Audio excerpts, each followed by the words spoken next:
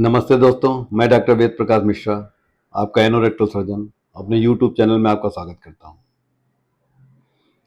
एक जो अक्सर क्वेश्चन हम लोगों से ओपीडी में पूछा जाता है कि फिस्टुला भगंदर एंटीरियर फिस्टुला ज़्यादा खराब होती है कि पोस्टीरियर फिस्टुला, यानी लैट्रिन के रास्ते के आगे से जो ओपनिंग होती है वो वाले फिस्टुला ज़्यादा खराब हैं या पीछे वाले ज़्यादा खराब हैं।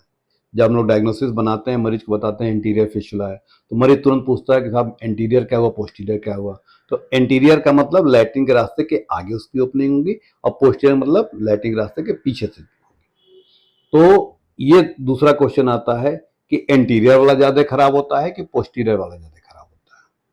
तो फिस्टुला तो कोई भी हो वो खराबी है, क्योंकि हम लोग के यहाँ आयुर्वेद में बताया भी गया है कि ये जो महागत रोग बताए गए हैं, जो असाध्य रोग बताए गए हैं या कष्ट साध्य रोग बताए हैं, उसमें इनका वर्णन आता है।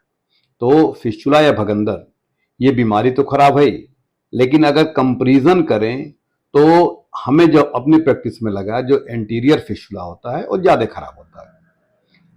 हालांकि बहुत अधिक अंतर नहीं है ट्रीटमेंट पॉइंट ऑफ व्यू से, लेकिन फिर भी हम लोग को सावधानी एंटीरियर फिस्टुला में ज़्यादा रखनी पड़ती है।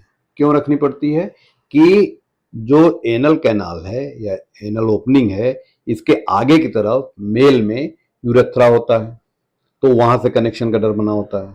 लेडीजों में भी यूरेथ्रा है या वेजाइनल जो स्पेस है वो होता है, तो उससे कनेक्शन का डर बना होता है।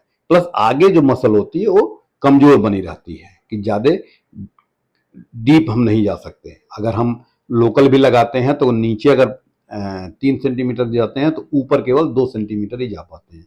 रीजन क्या होता है कि ये जो पेरिनियम की वाल होती है इसमें स्पेस हमारे पास कम होता है। तो कहीं ना कहीं इलाज करने के पॉइंट ऑफ व्यू से हम देखें तो एंटीरियर फिस्टुला में हम लोग को सावधानी ज्यादा बरतनी पड़ती है, मरीज के लिए कोई विशेष अंतर नहीं होता है। तो अगर पोस्टीरियर फिस्टुला है तो क्या हुआ कि हम कोई भी स्पेस लंबा बना सकते हैं, विंडो बड़ा बड़ा बना सकते हैं या पूरी फिस्टुला ट्रैक एक साथ निकाल सकते हैं। लेकिन अगर ऊपर से जैसे स्क्रोटम से अगर फिस्टुला आया हुआ है, जो स्क्रोटल फिस्टुला होता है कि स्क्रोटम से चल के और एनल कैनाल कनेक्ट होता है, तो हमें पीछे यूरेथ्रा को ध्यान देना पड़ता है।